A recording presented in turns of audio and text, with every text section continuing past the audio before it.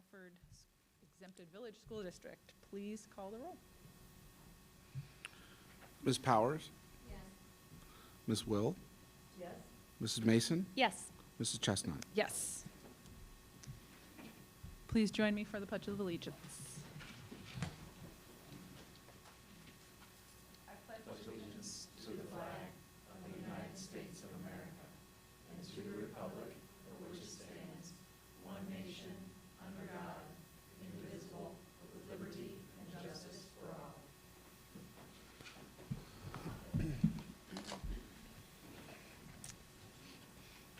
First item this evening is a motion to adopt the agenda as presented. So moved. Second. A motion, a second. Is there any discussion? Please call the roll. Ms. Powers? Yes. Ms. Will? Yes. Mrs. Mason? Yes. Mrs. Chestnut? Yes. Next item is the approval of the minutes from the organizational board meeting of January 11th, 2024. So moved. Second. Any discussion? Please call the roll. Ms. Powers? Yes. Ms. Will? Yes. Mrs. Mason? Yes. Mrs. Chestnut? Yes. We are going to begin this afternoon with an executive session. So I would motion to enter into executive session to consider the appointment, employment, dismissal, discipline, promotion, demotion, or compensation of a public employee or official, or the investigation of charges or complaints against a public employee, official, licensee, or regulated individual, unless the employee, official, licensee, or regulated individual requests a public hearing by division. Do I have a motion? So moved. Second. Thank you. Any discussion? Please call the roll. Ms. Powers? Yes. Ms. Will? Yes. Mrs. Mason? Yes. Mrs. Chestnut? Yes. We are adjourning to public session, and we will come back in here to come back and continue the rest of the meeting when it's done.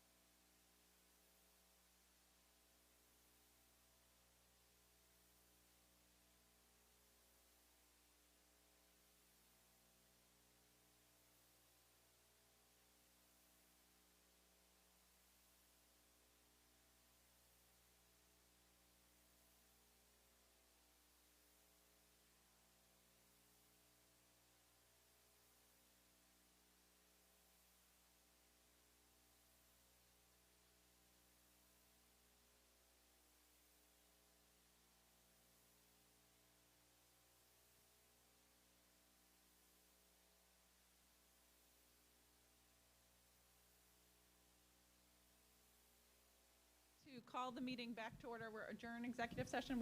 What's the correct word? You'll need a motion to exit executive Motion session. to exit executive session.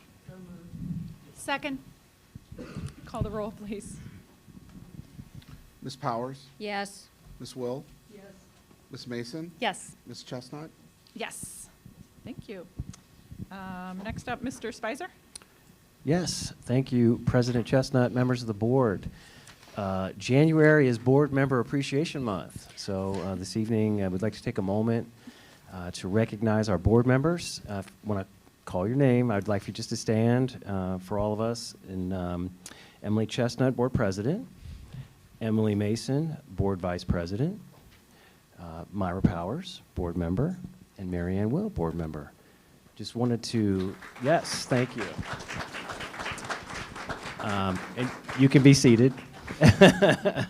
We're very grateful for your commitment to the students, to the community, the time that you give to our schools. Most importantly, what you give to the greater Milford school community, what you give in the hours, your dedication to them. You know, it's really important, the work that you do each month, especially committees, and then in the time in between committees when you make contact with us. So just know that we appreciate you, we appreciate all that you do, and thank you. Once again, we do have something for each of you.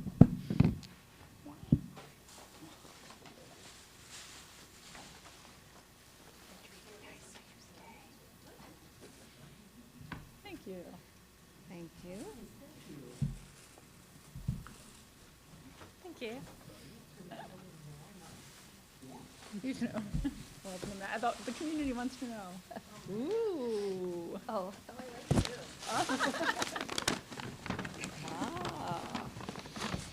A blanket. Oh, I need a magnet. Oh, Thank you. lip balm. We have to have blankets to keep you warm. Not only is it cold outside, but it's also cold in here sometimes. It is. Thank you. Thank you. I wonder which of my kids will steal the fuzzy blanket first. Parents out there know that. Okay. Next, I'd like to invite Mr. Kaufman up for the featured artists.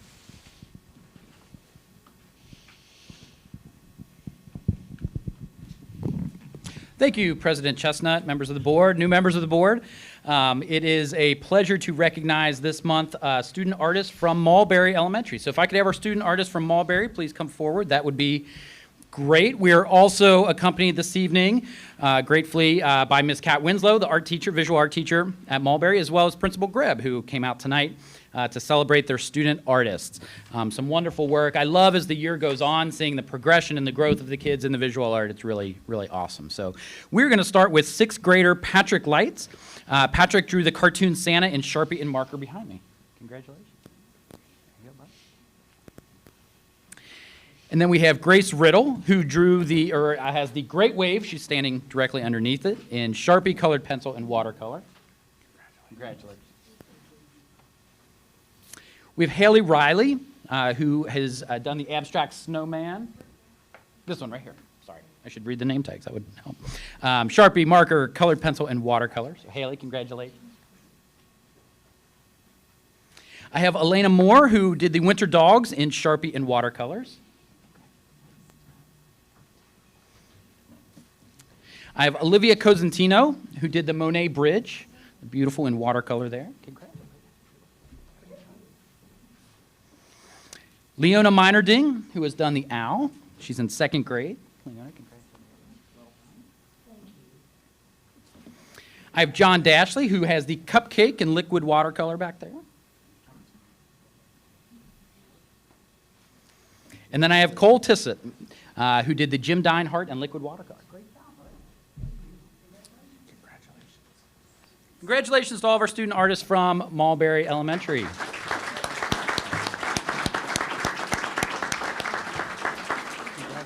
Their artwork, like all of the artwork that we celebrate each month, will be part of a rotating display in the main lobby of this building for the next month until our next group of featured artists. And these students, as well as all students throughout our district, will be also recognized in our Fine Arts Fair this coming April. I don't want to miss the opportunity to celebrate a few things in the arts. Next week, On January 25th, we will have a preview concert for our 8th grade band. Our 8th grade band, under the direction of Mrs. Smith at the junior high, was selected as one of 2 or 3 middle schools in the entire state of Ohio to perform at the Ohio Music Educators State Conference. It's an incredible accomplishment. It's kind of like the Super Bowl of junior high band. It's a really big deal. So we're really excited for them. Their preview concert is next week, January 25th, in the high school gym. Tickets are on sale now for Matilda the Musical on March 15th and 16th. It'll be our first musical in the Z. Tickets are about a third sold, so if you're planning on coming, please get those tickets early. You can get those online. And then I don't want to jump the gun too much, but I would like to specifically recognize as it impacts the arts. Tonight, you'll be acting on the retirement of Miss Tracy Carpenter, who has contributed 34 years of service as the choir director here at Milford High School. What's remarkable, as Mrs. Carpenter shared with me, when she was hired here 34 years ago, the individual she replaced had been here 35 years. So in 69 years at Milford High School, there have been 2 choir directors. I think it speaks a lot of our program, and certainly big shoes to fill. I would like to thank Tracy and the incredible legacy that she's left. So thank you as always for opportunities to celebrate our student artists.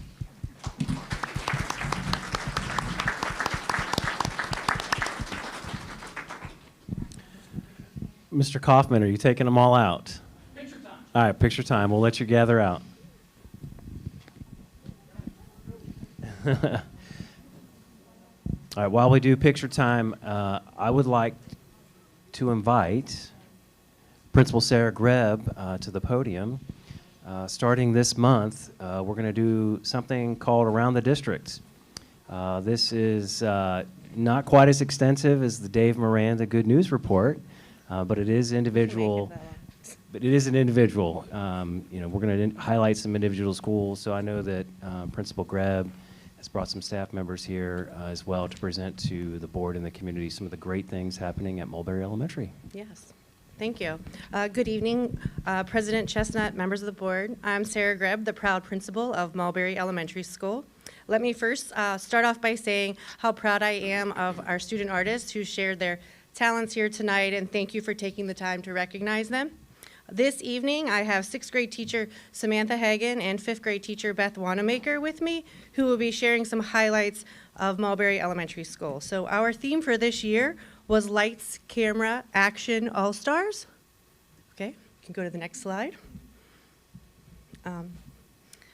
As a building, Mulberry has established 4 key principles that guide every aspect of our operations, from discussions and instructional planning to collaboration with colleagues, involvement with stakeholders, and actionable steps for students and families. So these guiding words are focused, deliberate, intentional, and engaging.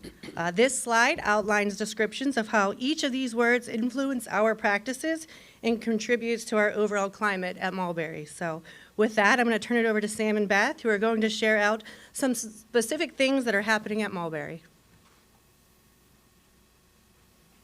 Good evening, everyone. Thank you to President Chestnut and members of the board for allowing all of us to share this evening. As a math teacher, I have the privilege of participating in the math vertical team.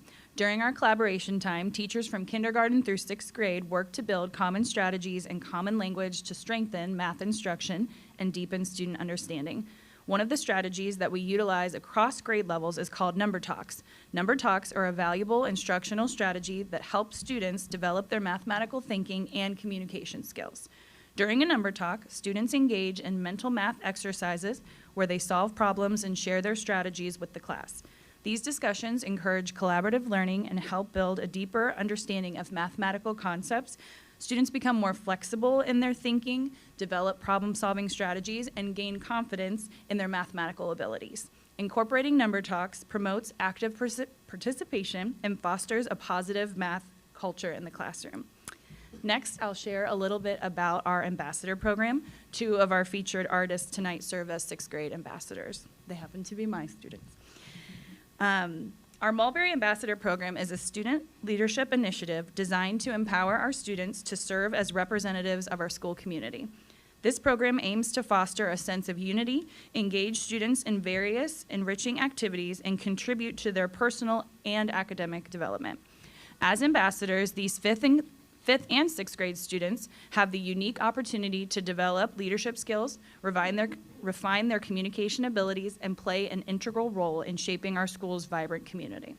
One notable responsibility of our ambassadors is leading morning meetings in the younger grades every Wednesday. They can also be found working with our primary students, helping build their reading fluency or working on numeracy skills with them one-on-one. Additionally, ambassadors are expected to participate in three family events throughout the year, extending their involvement beyond regular school hours. Given their position as role models, ambassadors are held to a very high standard where their behavior, attitude, and effort are expected to reflect the values of a Mulberry All-Star. In essence, our Mulberry Ambassador program goes beyond traditional leadership programs, offering students a platform to not only develop essential skills, but also actively contribute to the positive culture of our school community. I will hand it over to Beth, who's going to share about an upcoming family engagement event. Good evening. So we hold an annual family book club each year and movie night. Our annual family book club is a unique tradition that encourages families to read together in Mulberry. Families pledge to read a selected book, followed by a movie night at school featuring the film adaptation. This promotes family engagement and literacy while fostering a sense of community. Reading together as a family not only enhances literacy skills, but also strengthens family bonds. The shared experience of reading the same book creates meaningful conversations and connections among family members.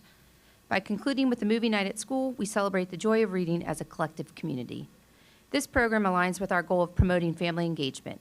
It provides an opportunity for families to actively participate in their child's education, reinforcing the importance of literacy and fun in an interactive way. The School Family Book Club contributes to a supportive educational environment where families are integral partners in our students' learning journey. This Friday, we will be kicking off this year's Family Book Club and are excited to announce that the chosen book is Matilda by Roald Dahl. So thank you for letting us showcase some of the action around Mulberry this year. Have we generated any questions? If so, I'm directed to Sarah. Thank you. Thank you.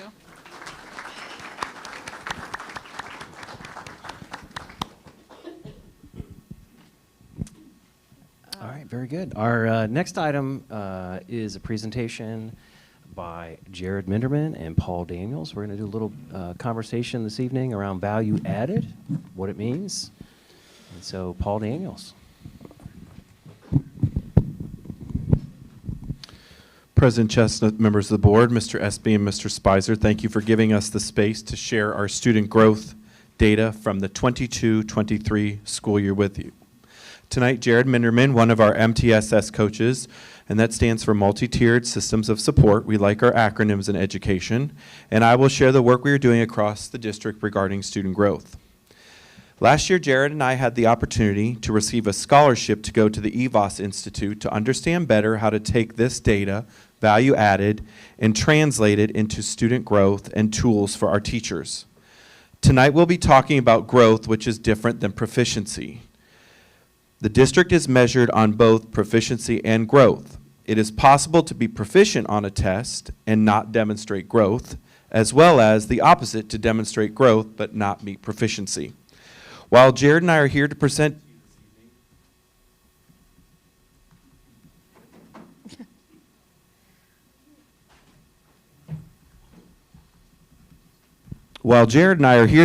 to you this evening, we are championing and acknowledging our staff's hard work and dedication.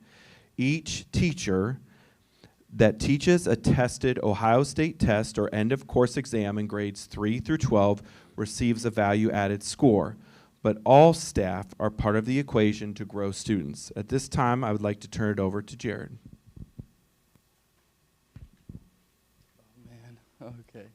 Let's see. Get on the corner. Yeah, I'm going to do that. President Chestnut, nice to see you. The rest of the board, nice to see you. This was a presentation that I did just over a year ago in November. But I did want to provide just a little bit of a refresher so that when I say these things, you at least have a little bit of context. I will try to do my best to not make it educator speak and to make it just person speak. I want to start with an approximate formula, just some normal person speak, an approximate formula. The way that you can think about it, most people are familiar with percentile from the doctor's office. So you go to the doctor's office with a child, or I guess you could ask about your own weight percentile as an adult, but typically children, height and weight. So you get a percentile, and then when you age up as a child, you get, the next time you go in and have your weight taken or your height taken, you have a new percentile. Now you can go down in percentile as a child and still have gained weight, right? So that's gonna be, so hold on to that, right? Like you can go down in percentile and still have gained weight. So to say that you have negative growth is not to say that you lost progress. It is the same. You did not lose learning. Learning was not lost. It is just that you did not stay at the same percentile. That is really important to know. So the formula for this is your current grade exiting percentile minus the previous grade. So we take the state test, we put it on just a percentile curve, approximately 1 to 99, 99 being the highest and 1 being the lowest. And then we subtract it from last year's. So if you were in the 50th percentile last year at the end, and this year you were in the 48th, that individual student would have had a growth of -2. On the opposite side, if you went from 50 to 55, you would have had a +5. I think that it is really important to keep in mind that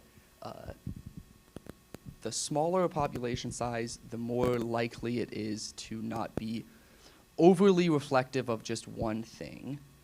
There are lots of, when in education, there are lots of things you come with your, your like emotional backpack, and it is not just about what the teachers are doing in the classroom, it's what the community is doing, it's what, the experiences that they have outside. But as we start to have all of these different children with all these different experiences, we do get closer to being able to see what effect the education that we are providing is having on that larger group of students. So the smaller the population, the less reflective. The larger the population, the more reflective. And it is going to be harder to get that number away from 0, and 0 would be expected growth, right? So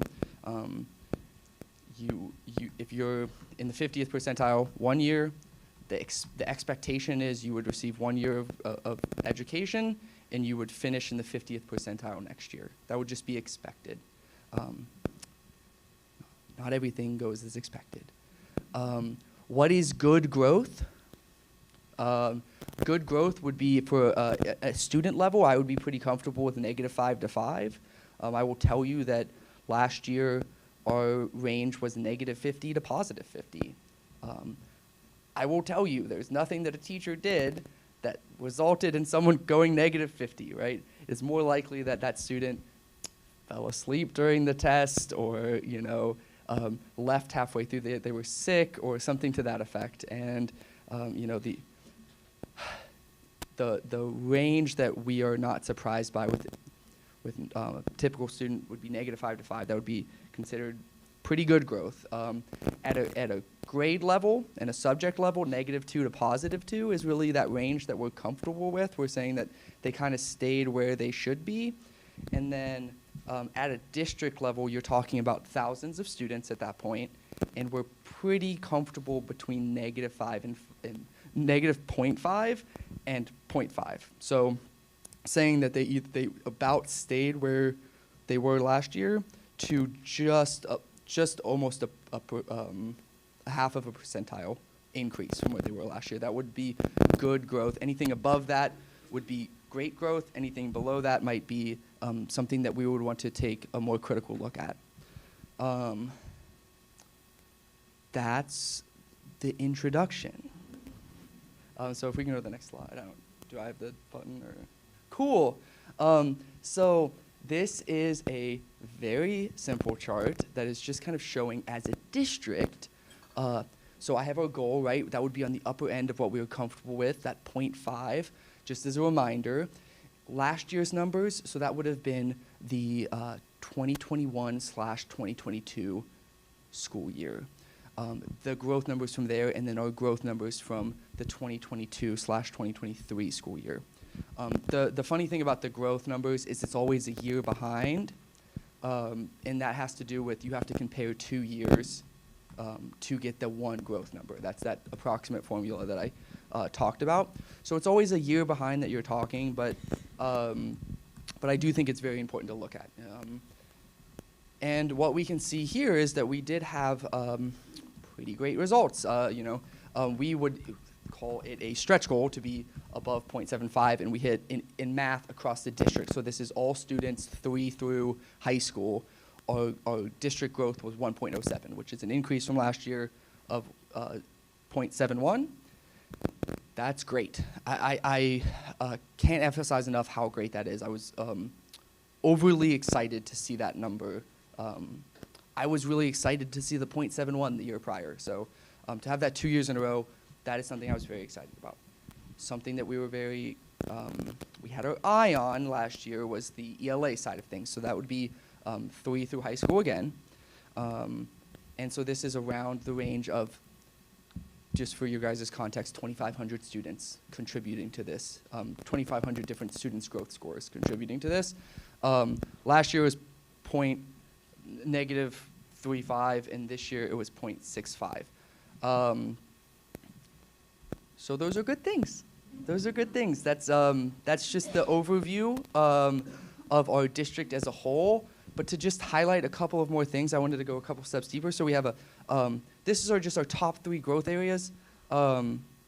I don't think too deeply into the colors that the bronze, silver, gold. There's no medals. We don't get medals for this. It's just a visual. But I will point out that these are just 3 of the areas that we grew well in, and to see an entire grade. Multiple grades in multiple subjects are growing above that 2-point threshold that is considered, and that is not a number that I come up with. That's a number that the state tells us is a good number. So to see that we have multiple subjects in grade level that are exceeding that 2-point threshold for an entire grade level is fantastic. So I just thought that was worth highlighting. Next, we have subgroup breakdown. So this is another area that I think is really important to look at, right?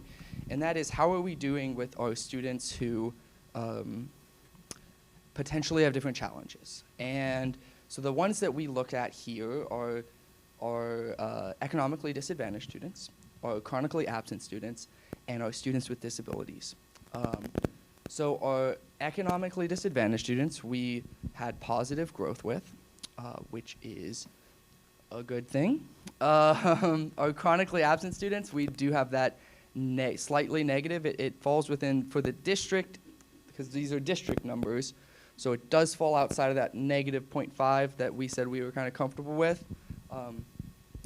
This is one that I will say I am a little bit more comfortable with. We want to get our students to school, but the ones that we don't get to, that we have trouble getting to school, it is harder for us to grow, which in my mind is a reflection on what our teachers are capable of doing when we have our students in class, in school.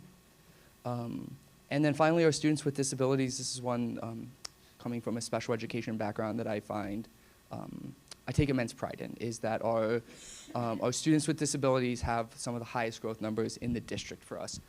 This is really important because you cannot close gaps with a growth of 0. You just can't do it. That's expected, but for students who are struggling or behind the curve, you have to have more growth than that.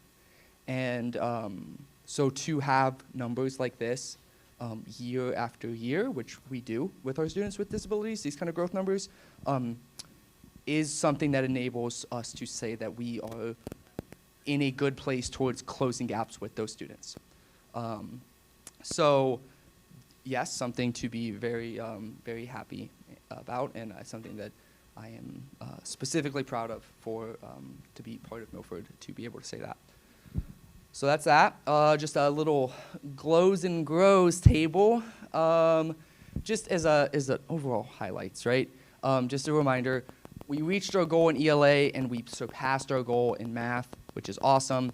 The great news is it starts every year. It starts back at 0.0 is the new expectation, right? It's always current year minus previous year. So next year we're just trying to beat those numbers again. Every year it starts new. Every year, you know, that was the growth they experienced, and we're right back at it. We increased overall growth in math and ELA for our students with disabilities. Like I said, that's amazing. In ELA, 4th, 5th, and 7th went from a negative growth number last year to a positive growth number this year. That's also amazing. That's a really big jump, right? Because you're swinging from negative to positive. And then in math, 7th grade went from negative to positive as well. And some areas of growth, and these are areas that we are thinking about constantly, would be chronically absent students, and how do we bridge that, right? How do we bridge that gap? And then 5th grade math continues to be an area of disproportionately low growth numbers.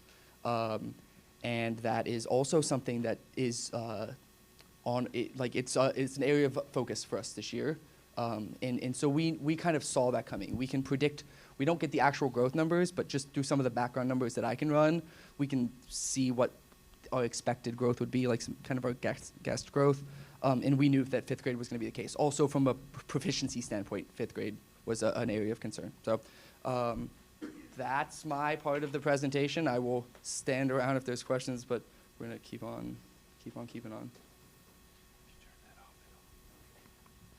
All right, so we're going to talk a little bit, move from numbers to action. So when we log in, the first meeting we have as a school is every school gets a school report. So this is a actual school in our district. And you'll see, as Jared talked about those numbers, -2 to +2 is the green. Outside of that, -2 and below is yellow, which is significant evidence that students made less growth than expected. And then anytime you see a blue with an ellipse, it means we were above 3 and made more than expected growth. So the first thing we did of our 4-prong approach was we met with our principals so that they could look at their buildings as a whole. I'm not sure who's driving. Then we took it down another level and we looked at teacher reports. Teachers have the ability to look at their own individual value added over a 3-year period. So what you can see is this is an actual teacher report. We're in 2021 blue, significant evidence, more growth, above the bar, green. Remember Jared talked about 0, so again, made the appropriate amount of growth. And then in 2023, that same teacher was blue above 3.5. So both of their blues would have had that ellipse. We also take this bottom chart and we try to look for patterns. The state divides students into 3 groups. They call them low, middle, high. And so this specific teacher, they get 2 years of data. So in 2022, below the bar, yellow, not growing lowest, not growing middle, and growing highest. The following year didn't have any high kids, according to the state. Based on percentiles, did a really good job growing the middle group, doing a really good job growing the low group. This can be filtered, so Jared talked about a couple of our subgroups. So teachers have the ability to filter this by gifted, students with disabilities, economically disadvantaged, male, female. Any subgroup that is more than 15 is what teachers can break their data down by. When we met with teachers, it's important to note that sometimes there are no patterns and trends. So if you look at this teacher's 2-year data, it's hard to tell based on the data who they're growing and who they're not. They're really not consistent, and that happens. Kids are different, needs are different, composition of classes are different, so that's important. We then looked at student predictions. So Jaron talked about the NCEs, the normed curved equivalents. So each student has a profile. Now remember, data isn't the only thing that helps us see a picture of students. But teachers have never been able to dig in and see how their students are predicted to do. So this specific student, as you can see, is 100% limited, mostly 70 and above in basic, and proficient, 88.9%. So if you take that top line of American government, we would want that student to land in proficient. Their stretch could be accomplished with 16%. So every student has this. Every teacher can look at it. I think this is the most valuable report that teachers can look at because these are the predictions based on all their data points. So these are all high school. Remember, students have multiple data points each year. So the further you get along in the testing, the more data points you have.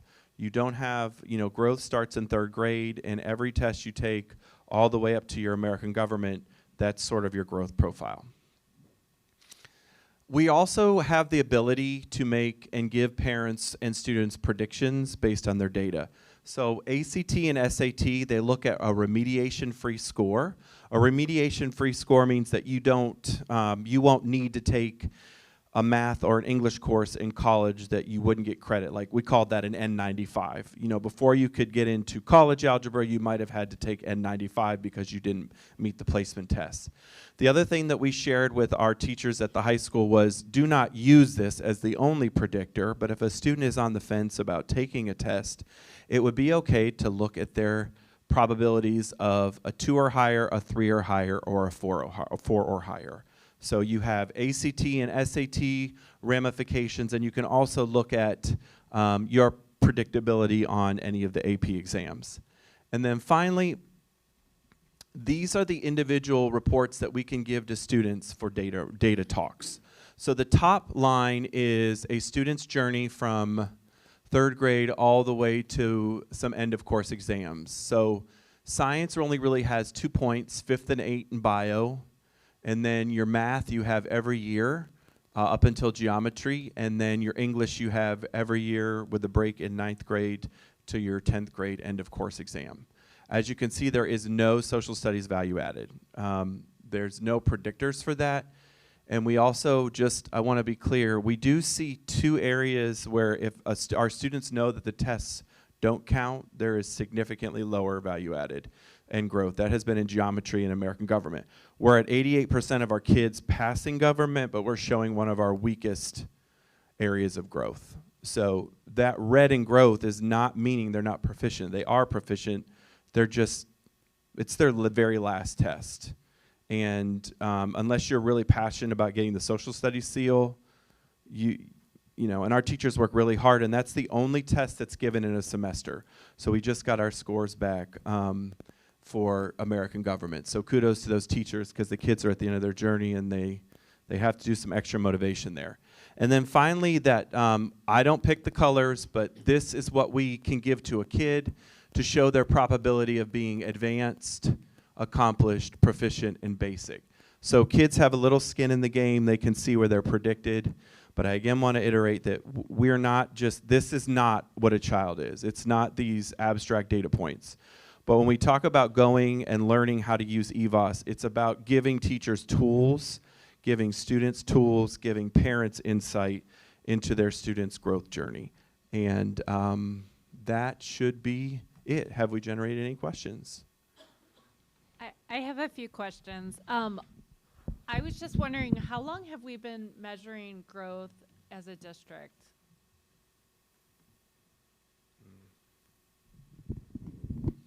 So it's been part of our report card revamp for many years, but this would be the first year that we've truly been out in the field talking about how to use the tool. And that's because as a district, John's focus was, if we're going to be measured on progress, we need to understand how to use the tool. So we have never actually gone into the field and chatted with teachers about how they can use this tool. So this was our first year getting out, meeting with principals. They've always had it. It was part of their evaluation. Sometimes an unfair part. It used to be 50%, probably not a good gauge because you're not fully in control of that. But in terms of, we've had it for many years. We've never been out in the field really working in it, setting up accounts. We now can set up accounts for teachers that don't teach a tested subject, so they can get in there and see and play with the students that they currently have. So they can filter and look, differentiate, make student groupings, do differentiation time in the elementary. It just way more intense with the tool. And then we were talking a little bit about the stretch goals. Is that something that we come up with as a district, or is that like mandated by the state? The goals were selected by me, and the stretch, the .75 was selected. I worked with Jared and Paul to come up with what we thought would be a good stretch goal, and that's how it was decided. And then my last question. When you're looking at the teacher reports and you give those reports to the teacher, does the teacher get the reports from their set of students that they currently have, or do they get the reports from that grade level? So they actually can manipulate it two ways. They can look at the students they had previously, and they can look at the students that they have now. You can change it down in the reporting by enrolled by or a year. They have 3 years of their own individual data, but they will only have 2 years of students. So like Jared said, we'll never be able to compare. I think we have 21 and 22 in there. Is that what's in there? So we will lose 21 forever, and then it's 22, 23. That's just the way the model. They take every test score across the state of Ohio. They take it down to is it Raleigh or Roanoke? I can't remember. And they filter it all out. They look at the norms. They put it on a bell curve. So they're doing it every year. So the only thing Jared and I would suggest is you look at raw percentage, like the NCEs of 52. We would like them to convert that to a scaled score, which like a 690 or a 700 or a 710. Our staff tells us that score is more meaningful than a normed curved equivalent. It's really hard to if you're 690, you know that you need to get X percent of the questions right versus what that 52 NCE might mean year to year. We've done some work on our end to assist the teachers in predicting those things, but there is a contract with this company that does it, so they are pretty protective on certain things, and I don't have the same data sets that they have to produce these numbers on my own. I can only do estimates, and some of it just comes from the pure volume of students that they have, because you're talking hundreds of thousands of data points, and we have 5,000 points. So that's like the big difference. But yes, like we are trying to make it more practical for the teachers. Yeah. Well, I just wanted to thank you too for, this is a very complex thing, and I think you have done a very good job at demystifying this process and what we do with all these numbers. I think it's very valuable. And just as a parent, it's neat to get those reports too and kind of see the growth of your own children. So I just think this is a really cool use of technology, and obviously we're putting it to good use by increasing our math growth in different parts of the district. Thank you very much.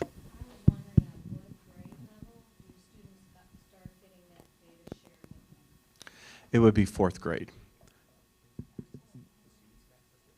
Their data profile starts in 4th grade.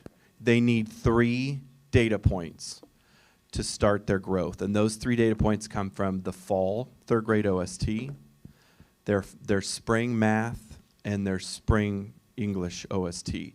And then from there on, they have their NCEs and their predictors. But as the further they get along in the journey, there's more data points and more coherence about. But as early as 4th or 5th grade, they're predicting a student's ability to be remediation-free or pass the OST. Are you also asking when the students can actually see that profile of their projections? Yes. So do you know that one? Like when we actually start showing the students, that part that you said the students get to see? That would be their 4th grade. So they can see it as early as 4th grade? Yes, Okay. Because they don't have anything in 3rd grade. They don't have a profile yet. And then do we have a process did we start that this year on like working with students to show them that? Yes. So when we met, like I'll give an example. Is Beth Wanamaker still here? I met with the vertical team there, and the 3rd grade teachers were there, and they felt kind of cheated because they didn't have the ability to really look at how they did. So they had to look and get at their students that were above them.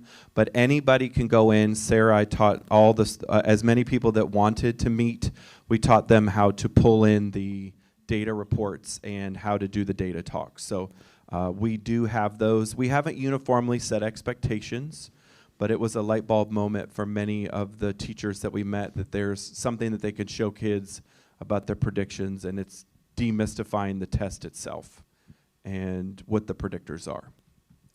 As a longtime teacher, I would have loved to have this data, so I really appreciate the information. And thanks, Jared, for reading my mind. Thank you. Thank you. Thank you, Jared, Mr. Daniels. Next up, we are to our first session of public commentary, and I wanted to make a couple notes before we started on public participation in general. There are multiple ways to engage with the board members, and public participation at meetings is one of them. If you have feedback for any of us, our emails are readily available on the website, and we will gladly engage in collaborative feedback to hear with you collaboratively to hear your feedback. If appropriate, we can meet with you to discuss. For big projects and decisions, we hold informational meetings. For example, this year, you may have heard, there's some school funding discussions that are going to happen. That will happen through special meetings. We'll likely set up some sessions with our treasurer, some 101 to kind of educate how that works. And then we have monthly committee meetings. All of these are open to the public. For public participation at board meetings, Milford Schools has policy BDDH, and there are copies back available on the table when you signed in. To highlight a few points, each person will have 3 minutes as noted by our timer and the loud buzzer that goes off at the end. Be warned, Miss Will, it's loud over there. When you approach the podium, please state your name and district affiliation. We no longer require you state your address. For some folks who have been here before, that used to be part of it. It's not required anymore. All comments should be directed at the presiding officer. To the presiding officer, no person may address or question individual board members, staff members, or community members. Comments from the audience are not allowed. If anyone is speaking out of turn, they will be asked to cease public discussion. If the request is ignored, they will be asked to leave the meeting. If the person speaking out of turn does not leave, they will be removed from the premises. The presiding officer may call for a recess or adjournment when lack of public decorum interferes with orderly conduct of the meeting. So thank you for your attention to that.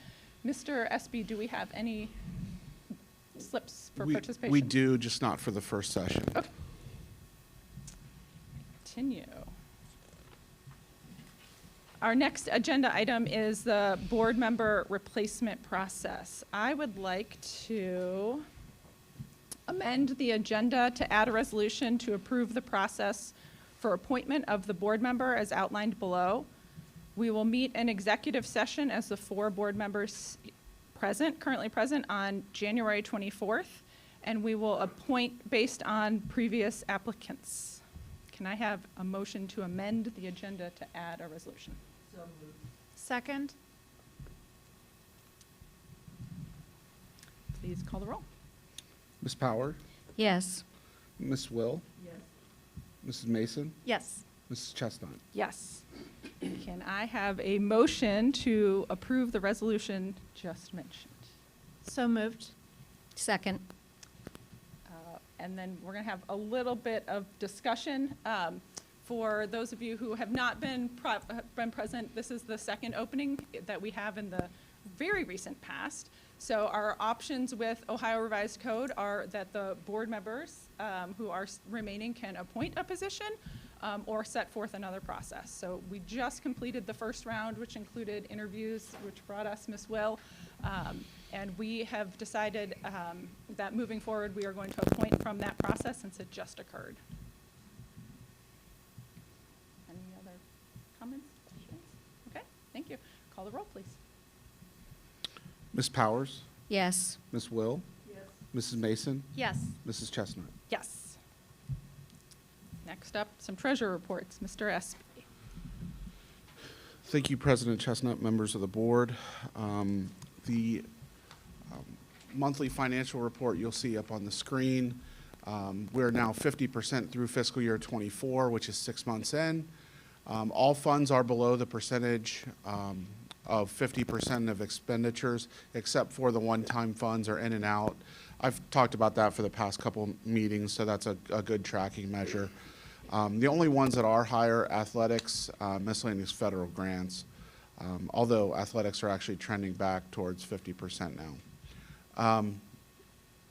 The 019 local grant requires an amended appropriation. That one is the one that's the closest.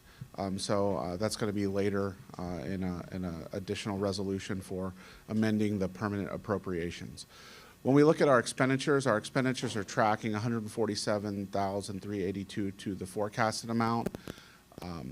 That's tracking at a 0.1% variance of the forecast. And simply put, we have not spent as much this year in supplies and purchase services. Not to say that those expenditures might not be recognized in a future month. However, just where we are right now in the snapshot through the first half, that's where we are.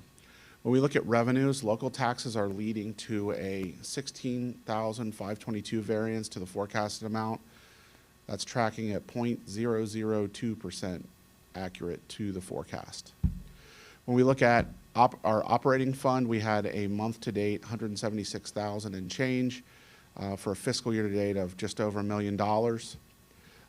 In the bond and COPS fund, the month-to-date was $156,357.23 for a fiscal year-to-date of $1.75 million. And I do want to mention, this was not something I actually brought up at the committee meeting, but we are again re-engaging with Densmore, our bond counsel, to make sure that we are meeting any kind of arbitrage that we have. And just so you're aware, when the bond funds were dispersed for the middle school, just due to the timing, and really there's nothing abnormal about our situation, we held those funds for a period of time and were able to make interest on that through our investments. And so if we make over a certain amount, we have to give that back to the IRS. So that's what arbitrage is. And we engage the CPAs at Densmore with the information that I provide them and work through to make sure that we are compliant with that. We actually hold those funds back, so then when the middle school is complete, that's when we would be obligated to pay that arbitrage amount, if any. So going on to the next item, financial items happening, I should say financial items / processes happening in January.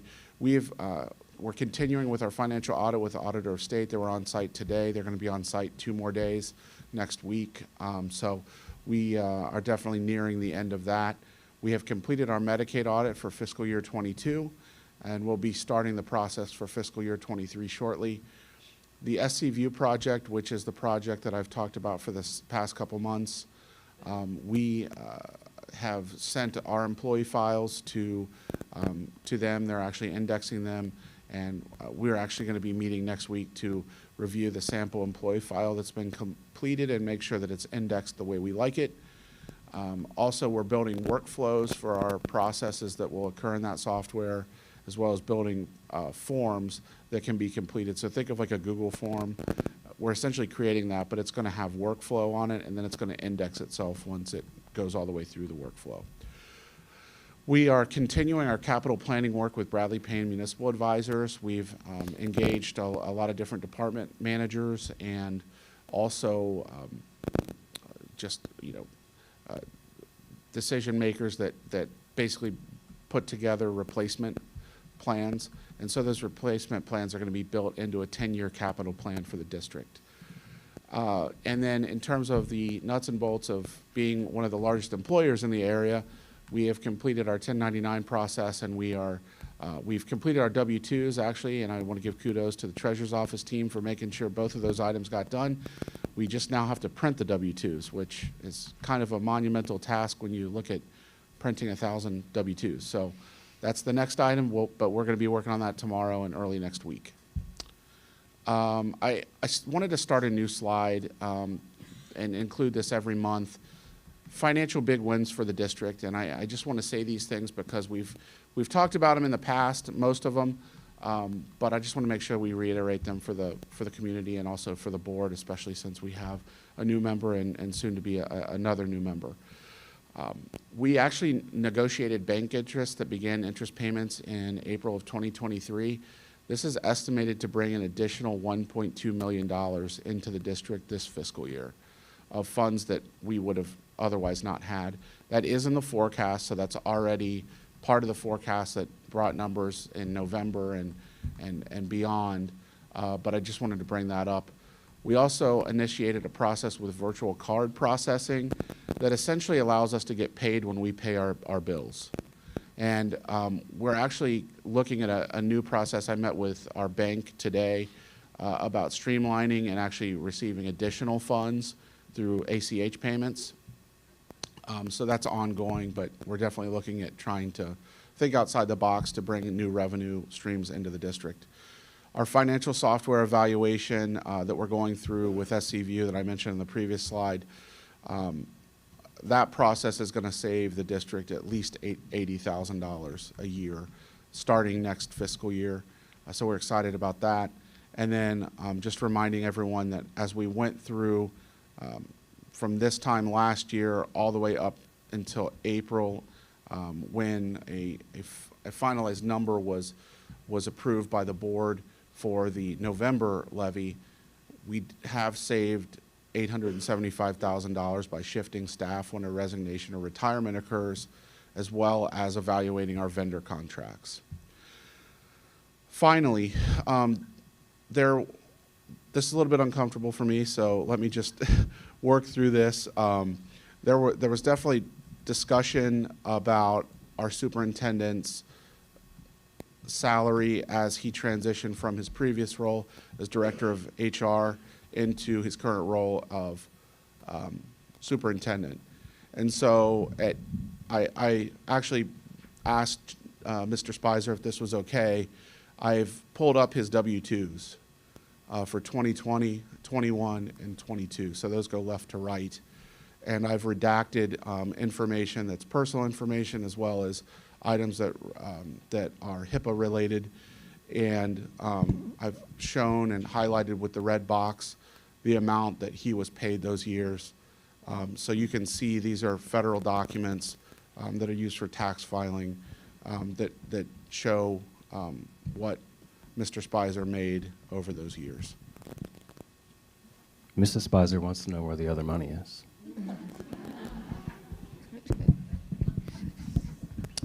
I'll leave that one alone, but I just wanted to outline this so the public can see this and everyone knows what we've put into this. So that is the board report.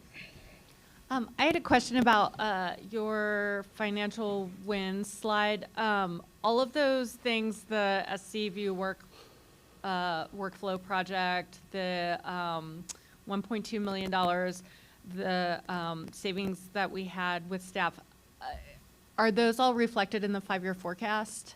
Yes. The only thing that isn't is the information that I learned today when I met with our bank. So when I talked about potentially being able to receive additional funds for paying our bills, that would be like ACH. We're currently not getting any kind of return on those right now. We're only getting them if it's a virtual card. That's, thank you for adding those big wins in. I think that over $2 million is not chump change, and that's really important to how our district can be as responsible financially to the taxpayers as possible. Any other questions, comments? Okay. Next up. So we actually need a motion and approval for the your board reports. board report. Okay. Motion to approve the treasurer's report as presented. Second? Call the roll. Ms. Powers? Yes. Ms. Will? Yes. Mrs. Mason? Yes. Mrs. Chestnut? Yes. Next item, I need a motion to approve amended permanent appropriations. So moved. Second. Can you tell us a little bit about this, John? Yes, so this is going back to the 019 fund that I said we needed to make an adjustment for. So this is simply raising Just so you're aware of what the 019 fund is, it's local grants. So we've actually brought in more local grants than we had historically. And so what happens is when those local grants come in, our cash moves up. But in order to be able to spend that cash, we have to appropriate it. So it's just purely a procedural. Bookkeeping. Yes. Thank you. Any other comments? Please call the roll. Ms. Powers? Yes. Ms. Will? Yes. Mrs. Mason? Yes. Mrs. Chestnut? Yes. I would like to have a motion to approve the contracts as listed in item E3. So moved. Second. Any questions, comments? Okay, call the roll. Ms. Powers? Yes. Ms. Will? Yes. Mrs. Mason? Yes. Mrs. Chestnut? Yes. I would like a motion to approve the Board of Revisions resolutions. So moved. Second. Mr. Espy, can you tell us a little bit about this process? It has changed in the past year or so. Yeah, so we're actually in the second year of this change, and typically with these, what's changed here is that I have to bring a resolution to you. I'm bringing a resolution to you on 5 matters here that our Board of Revision attorney essentially brings to me. I do want to make a point to say that with this process, if our Board of Revision attorney was to get information, before these would be filed, we could potentially withdraw these, but this is just approving me to allow these to be put in terms of complaints. And I do want to say, these aren't going to be filed tomorrow. So if there is information that, if you happen to be representing one of these owners, that information can be sent to our Board of Revision attorney. If you need that information, feel free to reach out to me. If you're here, you can talk to me, or I can give that information to you via email or over the phone. Thank you. Any other questions? Please call the roll. Ms. Powers? Yes. Ms. Will? Yes. Mrs. Mason? Yes. Mrs. Chestnut? Yes. I need a motion to approve the purchasing and spending guidelines for activity funds. So moved. Second. Any discussion? Okay, please call the roll. Yep. Ms. Powers? Yes. Ms. Will? Yes. Mrs. Mason? Yes. Mrs. Chestnut? Yes. I need a motion to distribute the unused funds from the class of 2023. So moved. Second. This happens every year when the classes have extra money. We roll it over as outlined here into the future classes. Yeah, and I just want to recognize the class of 2023 for doing this, because they're actually allowing those funds to be used and dispersed to other places. In some districts, this doesn't happen, and the money sits dormant for a long period of time before anyone can use it. So just want to thank the class of 2023 for that. Thank you. Any other comments? Please call the roll. Ms. Powers? Yes. Ms. Will? Yes. Mrs. Mason? Yes. Mrs. Chestnut? Yes. I need a motion to approve 2 donations. A donation of 4 tablets given to students in need at Meadowview from Diane Moore, and a donation of $300 to a student in need to cover fees from an anonymous donor. So moved. Second. Any comments? Please call the roll. Just want to thank everyone for their donations. Oh, yes. Ms. Powers? Yes. Ms. Will? Yes. Mrs. Mason? Yes. Mrs. Chestnut? Yes. Final treasurer action item, disposal or auction of the items listed below. So moved. Second. Any particular comments on any of the items on the list? Just would like to say, if there is value of any of these items, we auction them off. It goes through a website called GovDeals, so that would be where these would be listed. Okay. Any other comments? Okay, please call the roll. Ms. Powers? Yes. Ms. Will? Yes. Mrs. Mason? Yes. Mrs. Chestnut? Yes. Mr. Spicer. Thank you, President Chestnut, members of the board. We do have a middle school update. Steve, can you go to the link first?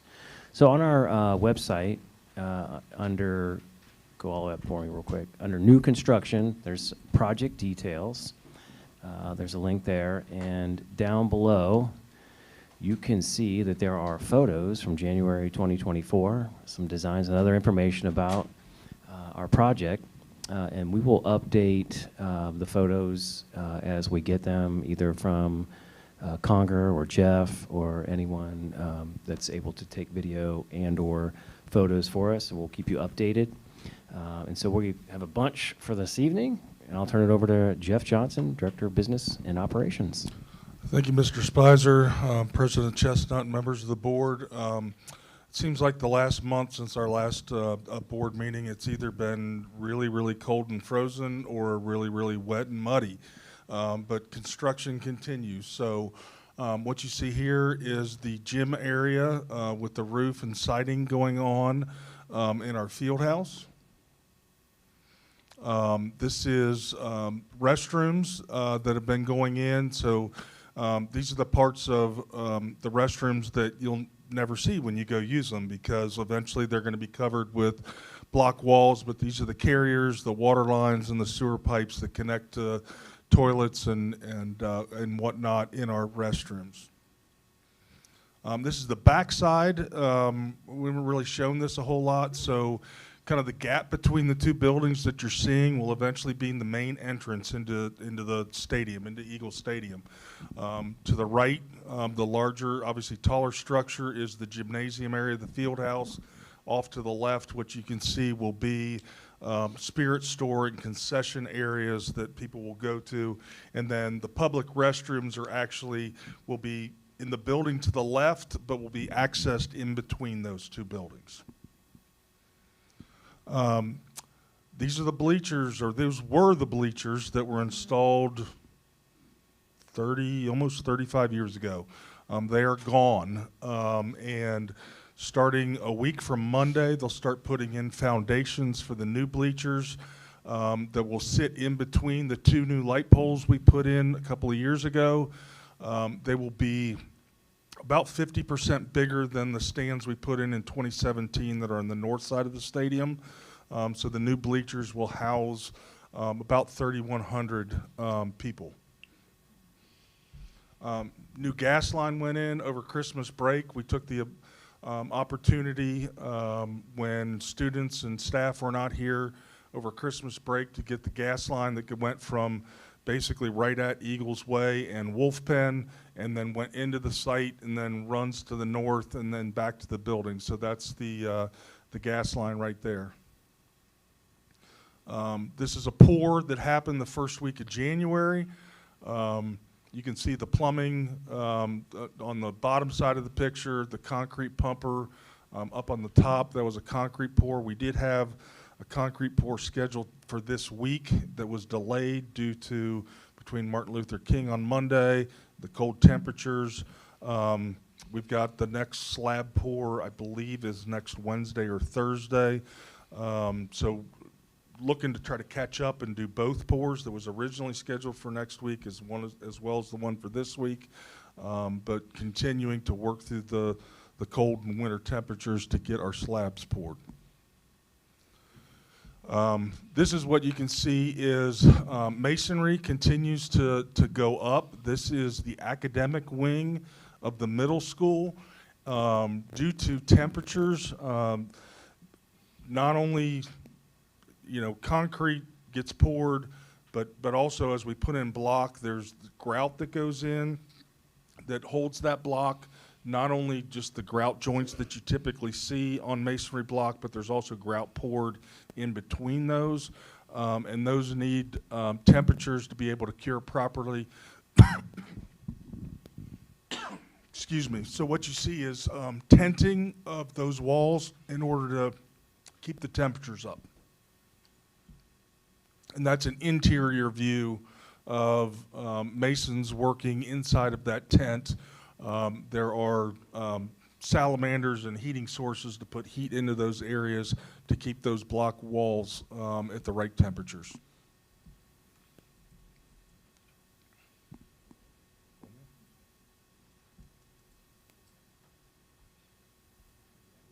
Yes.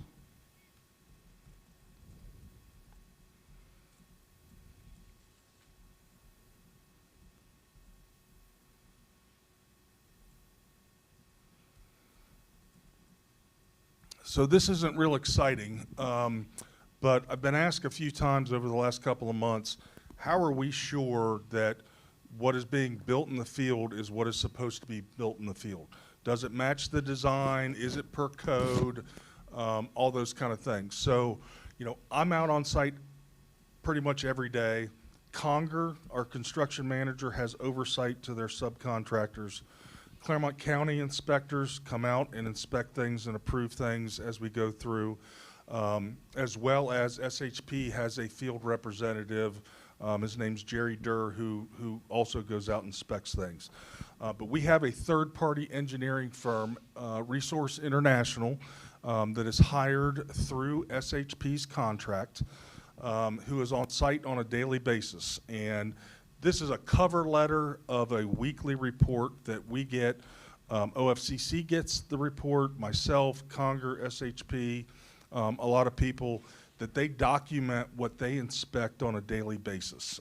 This document, again, I just showed the cover page. I think this particular document was about 50 pages or so long. They run typically from 50 to 75 pages. There's a lot of pictures, there's charts, there's tests that have been done throughout the week. That is a weekly report that's sent to us to review.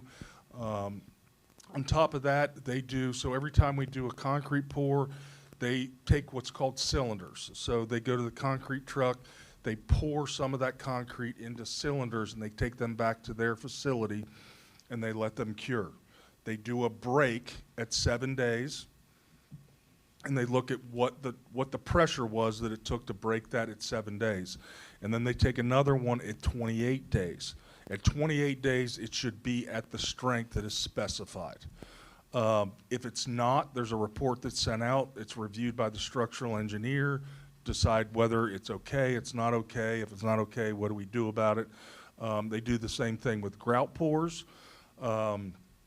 They actually, and another one that they do is whenever they pour a slab, as soon as it's cured enough to get on, they do a flatness report. So they literally put like a device on it, and it's basically a marble they put on it, and see, you know, does it run too fast or whatever it is, so we get a flatness report. So prior to when we did the early site package, the same firm reviewed the compaction of the ground to make sure that as we backfilled and we were doing compaction, that we had proper compaction. So just wanted to let everybody know that there are a lot of people looking at this construction and making sure that it is being constructed per the design, per code, and that we are getting what we paid for, and that the building is going to be what it should be, and that it's going to last as long as it should. So again, I shared that a sample report with the board the other day at our building and grounds meeting. Those are weekly reports. I won't lie to you, sometimes they get a little bit in arrears, but they are done on a weekly basis. And there are people on site on a daily basis that are reviewing what we're doing to make sure everything's being installed correctly. Any questions? All right, thank you. Thank you, Mr. Johnson. We have some policies that we'd like to go over, but first I need a motion to waive the first reading of policies for approval. So moved. Second.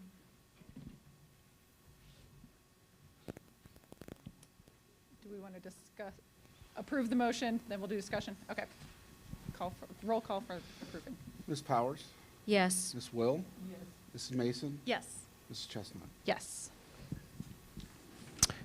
Next, we do have some policies, so we'll get a motion, a second, and then discussion. Okay. So we do have some policies for approval. Those are 1 through 5 for your approval. So I need a motion to approve these 5 policies as presented. Second. Discussion. So I will take us through 4 of the 5. IGD and IGDJ, they have to deal with House Bill 33, and we are moving away from home instruction to Ohio's home education laws. Ohio home education laws allowed home educated students participate in extracurricular activities. Students must fulfill the same non-academic and financial requirements as any other participant. And these 2 policies were literally striking the word academic. However, there are some stopgaps in play if a student wasn't eligible and moved to home instruction, wasn't meeting in the preceding grade period in eligibility. It does not change or do anything with that. So I did want to mention that. But we are no longer approving home education and what that looks like. Family must just have a waiver signed here at the district. The bottom 2, number 3 and number 5, have to do with issue 2. And that has to do with the passage and the legality of marijuana use in the state of Ohio. Just do remember what this emphasizes is that we are still a safe and drug-free zone, and our employees must abide by the current policies in place about zero-tolerance drug policy. So basically, we're talking about community use, and when people come on our property, they cannot distribute or come to our events under the influence just as before. So providing clarity on those 2 policies. So 2 of them issue 2, 2 of them home education. And I'll kick it over for public commentary. And then, do you want me to talk about the 4th listed, public participation? Do you want me to? I think that was going to Yes, be, yep. yes. So we have the policy that is listed in the back. We are proposing one change in that in order to speak, there are green slips of paper, and those will be required at meetings going forward to be turned in before the commencement of the meeting, so that there's not a rush of additional papers that come later. So for this evening, since you were not aware when we started the meeting, we ask that those papers be turned in, assuming that this is approved, before the 2nd participation. So that's when we'll collect them if there's anybody that hasn't been turned in. Any questions, comments? Do you want to talk about the resolution or not yet, because it's the next item? Do you require a vote, or would you like me to talk about it? It's sort of related. In the resolution? You can continue to. Okay, so the second part is just to be aware, as a board, in the last 2 months, we've brought forth that we revised our entire policy manual. In the state of Ohio, there was some litigation, also in House Bill 33. It divided what we used to know as the Ohio Department of Education into 2 entities: the State Board of Education and the Ohio Department of Education Workforce. As you can imagine, those are listed many, many times throughout our policy manual. So this resolution gives the Ohio School Board Association, who is our policy partner, the ability with the passage of this resolution to amend each of those. So if it belongs to the State Board of Education, it will go there. If it belongs to the Ohio Department of Education and Workforce, it will go there. And to think about it for the public, most of what happened was 15% of the Ohio Department of Education moved over to the State Board, mostly teacher licensure, hiring of the state superintendent, some other functions of that, and then the other 85% moved over to the Ohio Department of Education and Workforce, as well as the new position of children, the Department of Children and Youth, which is also new. So we are actually now governed by 3 different entities, which we will be receiving policies for. But this is just to allow OSBA to delineate who that belongs to without us reading and amending every single policy here at the table. Thank you. Any discussion on the first item, the first 5? Okay, can you please call the roll? Ms. Powers? Yes. Ms. Will? Mrs. Mason? Yes. Mrs. Chestnut? Yes. I need a motion to approve the board resolution recommended by OSBA, allows OSBA to update our policies in lieu of House Bill 33. Changes include renaming ODE to DEW, creating the position of Director of Education and Workforce, et cetera. Second. Any comments? Okay, please call the roll. Ms. Powers? Yes. Ms. Will? Mrs. Mason? Yes. Mrs. Chestnut? Yes. For the human resource business items, I need a motion to approve items. Are they all consent? Yes, so we need a motion to approve items 1 through 6, and I do have a few comments once we get to the comment section. So moved. Second. Okay. Yes, Mr. Spicer. Just as noted, Mr. Kaufman noted that Tracy Carpenter is retiring and 34 years of service. We also have Eric Reichert, high school teacher, who is retiring as well, 18 years of service to the district. And under classified, we have Linda Bickle, a caregiver at Extended Day. She is also retiring with 24 years of service. We'd like to thank them for that.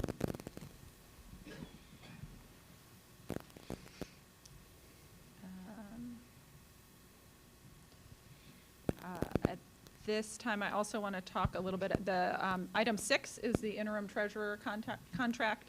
So, as you know, Mr. Spicer has put in his, Mr. Espy has put in his notes as treasurer, and we have an interim contract that he will remain with Milford through the end of January, and then going forward, we will use him on an hourly basis. He has committed to stay to help us as we process through these levy discussions. He has the knowledge and experience to do that, so we will continue to rely on him and his help for that.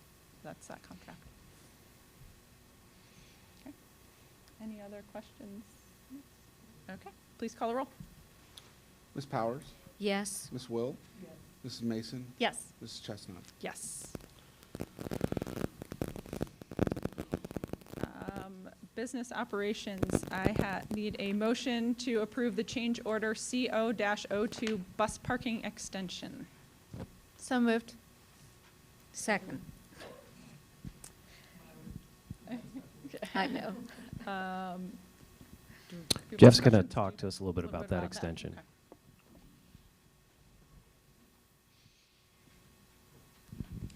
So when we went through the SDDD phase of design, there were several scopes of work that were things that we knew that we needed for the overall project that had to be identified as alternates due to how the funding works with OFCC. OFCC will only fund so many parking spots. And in order for us to get, OFCC sees our middle school project as a middle school.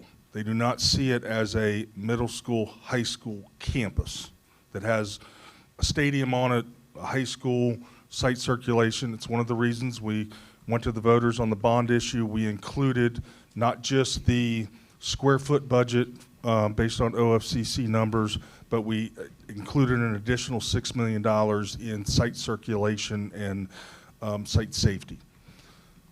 This is one of those areas that we identified that we needed this additional parking area. This is the current teacher lot on the north side of the high school, which will become the bus lot once the middle school opens.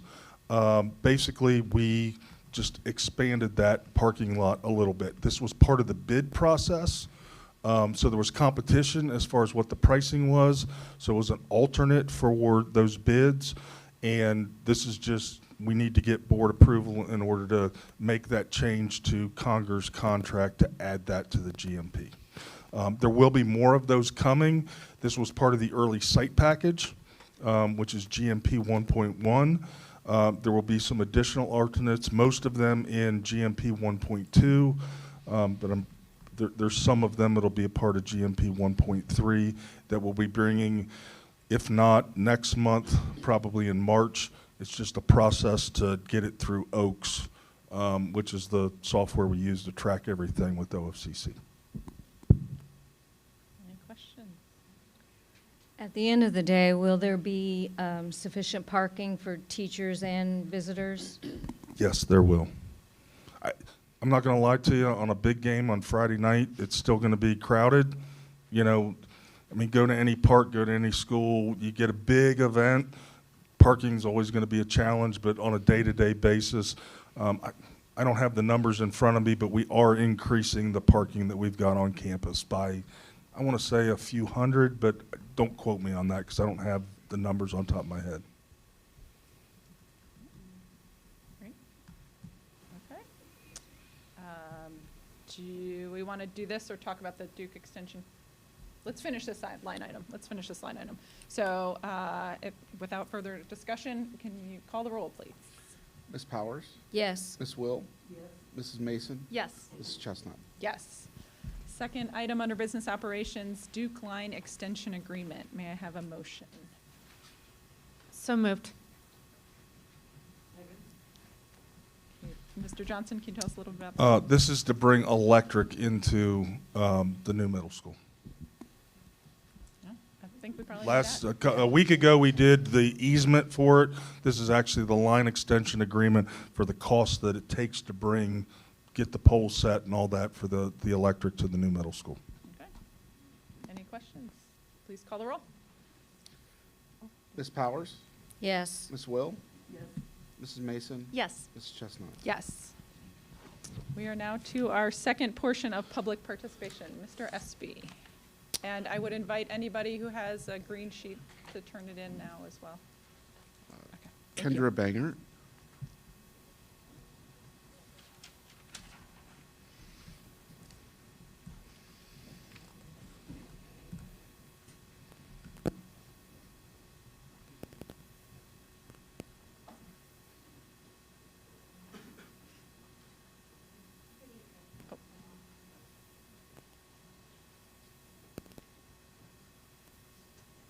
Thank you. Good evening. My name is Kendra Bangert, and I'm a longtime resident of Milford, and I'm in my 15th year working for Milford Schools. But this is my 3rd year in the library at Pattison as a media aide or school librarian. I want to thank you for your service to this board. You have some tough decisions to make, and I appreciate you and your tireless effort to our community and our students. A few weeks ago, it was announced that media aides were on the proposed cut list. As a media aide, we foster a love of reading from a traditional library sense with tactile books in a space that feels like a treasure trove of information to our students. But we are much more. We expose them to technology through typing and digital citizenship, coding and CAD, and we prepare countless lessons that include read-aloud books with STEAM projects to go with them. For those unaware, STEAM stands for science, technology, engineering, art, and math. We have the honor of watching our students work together to design their ideas, build their prototypes, and then test those designs. Sometimes they don't work and they need to go back to the drawing board. Other times they do, and we get to see the joy on their faces as they jump up and down with excitement. That is what learning looks like in our libraries. We get to see our older students' excitement as they pick up their 3D print they made. They get to see a design that they created on the computer come to fruition, and they hold that in their hands. Come in March and see our students work in groups using science, math, critical thinking, and problem-solving skills to escape from our escape room. They have to solve problems and find the codes to unlock boxes.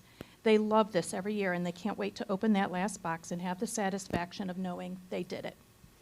We love our students because we see them, almost every one of them, in our school every week. We know them by name, and we know their amazing and unique personalities. Our library STEAM program is almost identical to another school district very close to us. The difference is they're paid as a teacher and we're paid as an aide. We are paid as an aide with teacher responsibilities, having about 500 or more students weekly, so I believe you're getting one heck of a bang for your buck. I invite you in any time to see what we do in our library. Feel free to reach out to me and I will try to answer any questions you might have with regards to our library, media, STEAM center. I have a packet for each of you to look at when you have time. It is a small sampling of what we do each year. Our library is not a quiet place to sit and read. We are up, we are moving, we are learning every day. Thank you very much for your time and willingness to hear my concerns.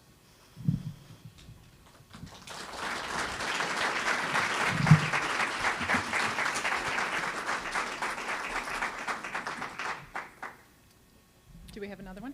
Tony Parker.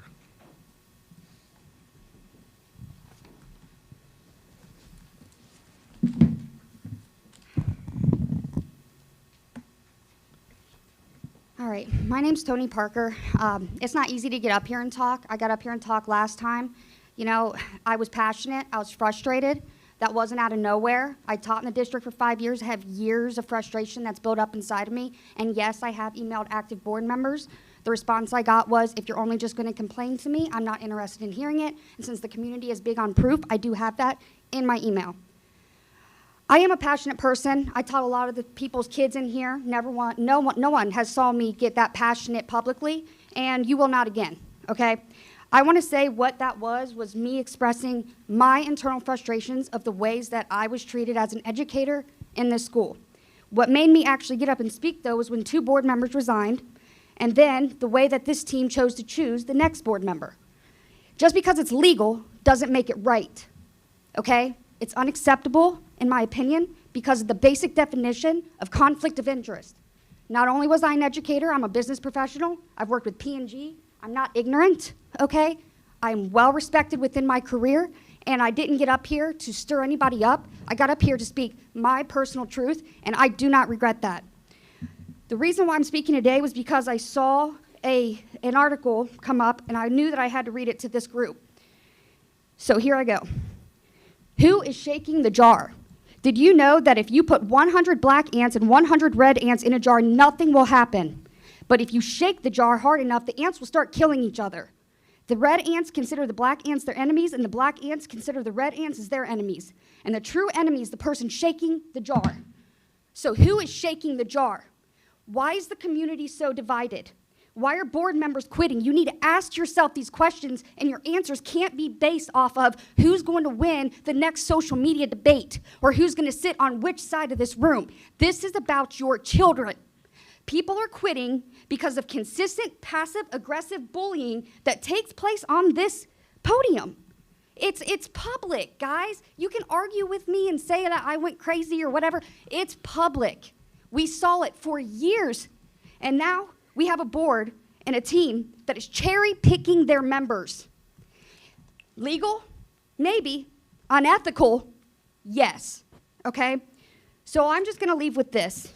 All of us have an internal dialogue, and we all go home at night, and we think hard about what we did that day. Some of it feels good, and some of it feels really bad.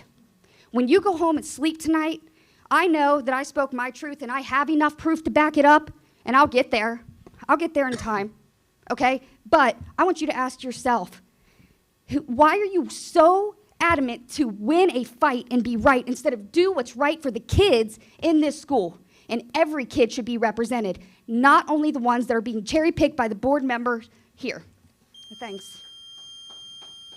Okay. Do you have any further public commentary? I do not. Okay. Thank you. That brings us to discussion. I invite my fellow board members. Do you have any closing comments? I do. I just wanted to welcome Board Member Will. I just wanted to say we were very impressed by your application and your interview, your background, and your connection to the community. You bring so many different things to the board. You bring the perspective of a graduate, an employee, a parent and grandparent, a past board member, and you've served our community in so many charitable ways, and your work in nonprofits is very impressive. You've reached out to people in our community who are single mothers, residents, the homeless, our seniors, and our students. You're truly making our community a better place through all of your work, and I feel like we're really lucky to have you join us on the Board of Education. As a newer member of the community who's only been here for 11 years, I really look forward to hearing your perspective and learning from your ideas. I would add, I totally agree with that. I met with Mary Ann this summer and asked her for advice about my campaign. And I walked away feeling like I had a new path for my retirement years. She's very inspiring, and we are really lucky she's willing to do this.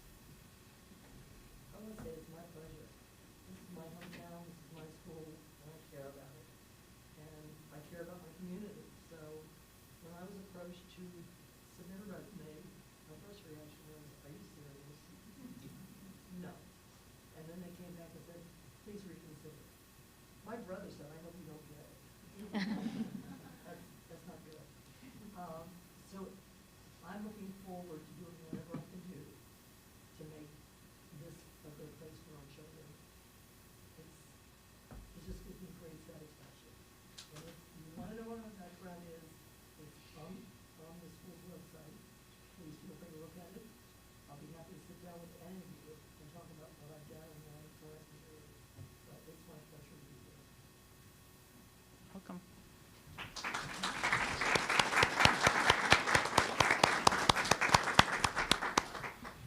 Well, welcome, and I look forward as a board of hopefully soon to be 5 members getting the work done. We have a lot of work to do this year, and I'm confident that we can do it.